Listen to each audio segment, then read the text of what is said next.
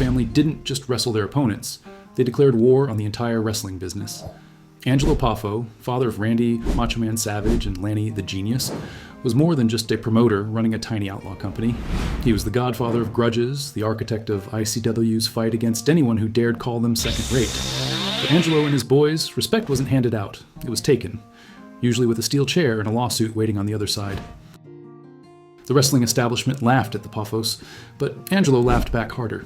He turned family dinners into booking meetings and family feuds into televised promos.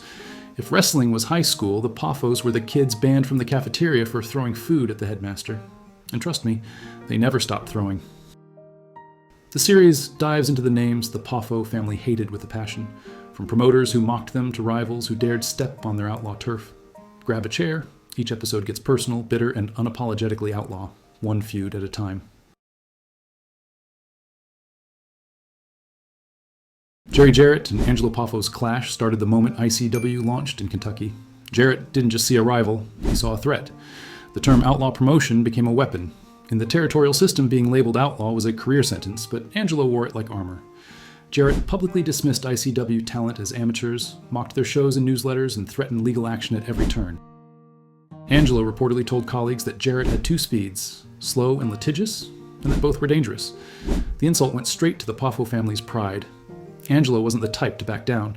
He fired back not with cheap theatrics, but by building ICW into a promotion that could directly challenge Jarrett's Memphis empire. Every talent deal, every flyer, every television spot was a strategic move in a war Jarrett barely understood. Angelo reportedly joked that Jarrett's ego alone could fill the arena, and watching him try to control talent only confirmed it. ICW wasn't just a business, it was a message. Don't underestimate the Outlaws. The tension wasn't contained to press releases.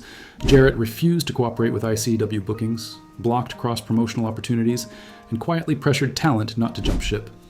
Angelo countered by openly hiring talent who were blacklisted by other promoters. He made it clear that any promoter who tried to intimidate him would end up as a footnote in his war on the established order. And it worked. ICW gained notoriety, the Poffos gained attention, and Jarrett had a target on his back without lifting a finger in the ring. Angelo often smirked while recounting Jarrett's complaints, saying, "If Memphis wants to cry about talent leaving, let them. We're here to wrestle, not to polish egos."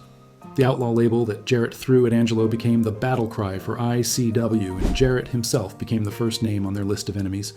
The feud was personal, strategic, and relentless. A textbook example of a promoter versus a promoter war that went beyond cash and venues into pure pride and family legacy. Once ICW was running, Angelo Poffo turned his family into the front line against Jerry Jarrett's Memphis empire. Randy Savage and Lanny Poffo weren't just wrestlers, they were the Poffo family's voice and their battering ram. Weekly ICW promos weren't polite invitations to compete. They were direct assaults on Jarrett's stars, particularly Jerry Lawler and Bill Dundee. Angelo orchestrated every word, every angle, and every stunt. He reportedly told talent that loyalty to the Poffos wasn't optional. You backed the family war, or you were irrelevant. Angelo's strategy was ruthless but methodical. He used his sons' personalities as weapons, letting Savage's intensity and Lanny's intellect dismantle the credibility of Memphis stars on television. There was no kayfabe softening. The promos openly mocked, challenged, and humiliated. Talent from Jarrett's camp reportedly walked away fuming, unsure if they were being insulted or studying a masterclass in public destruction. Angelo even joked in interviews that if Jarrett's stars spent half as much time learning moves as they did worrying about ICW, maybe they wouldn't have to hear his family on TV every week. The Poffos' tactics went beyond the screen. Angelo pushed for talent to be loyal to ICW exclusively, creating pressure for Jarrett's roster. Whenever a wrestler wavered, Angelo reportedly sent a reminder that crossing the family meant more than being benched.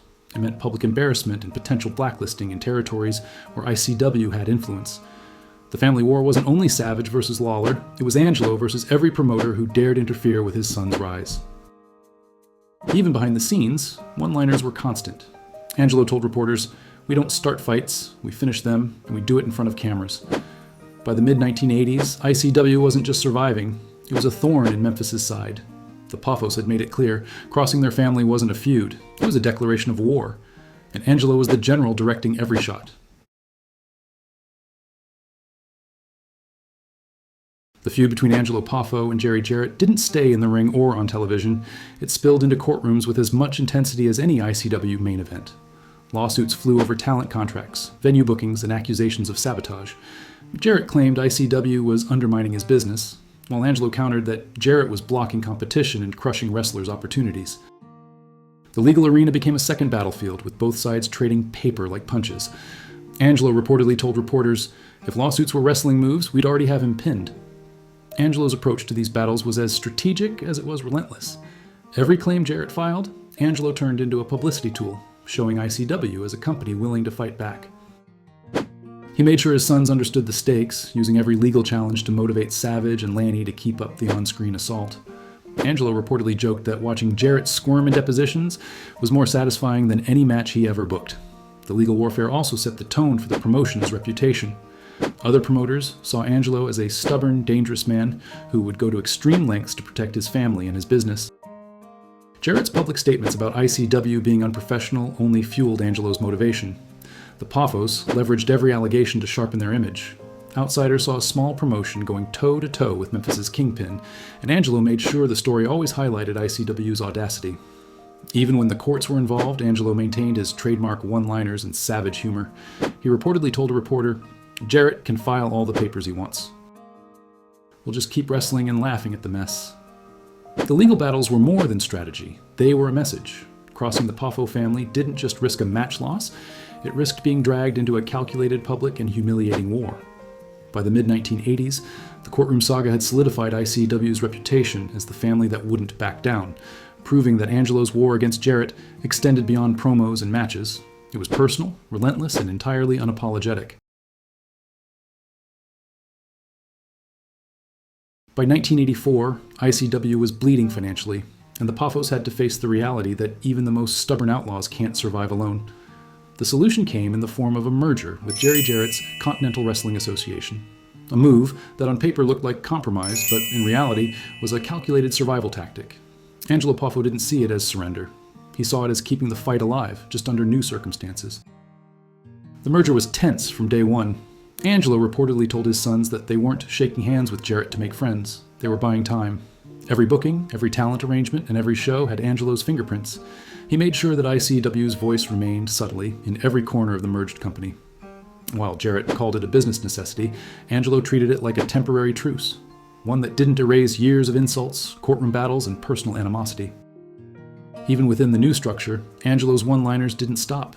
He reportedly quipped to a reporter, "We're sharing a company, not a conscience." ICW talent continued to push against the Memphis stars whenever possible, a reminder that the Poffos family war had not ended. It had merely shifted arenas. Angelo made clear to Savage and Lanny that survival in a hostile environment was the only victory that mattered, and he expected them to uphold that principle relentlessly. The merger may have reduced open conflict, but the bad blood never vanished. Angelo tolerated Jarrett's presence in the office and in bookings, but there was no forgiveness, only strategy. The Poffo family's reputation as relentless outlaws remained intact, and the Memphis promotion had to acknowledge it, quietly, professionally, and with a grudging respect. In the end, the merger wasn't a ceasefire, it was a tactical pause. Angelo Poffo's feud with Jerry Jarrett had survived economics, lawsuits, and territorial politics. For the Poffos, every handshake was measured, every booking was calculated, and every show was a reminder. The outlaw war never truly ends, it just adapts.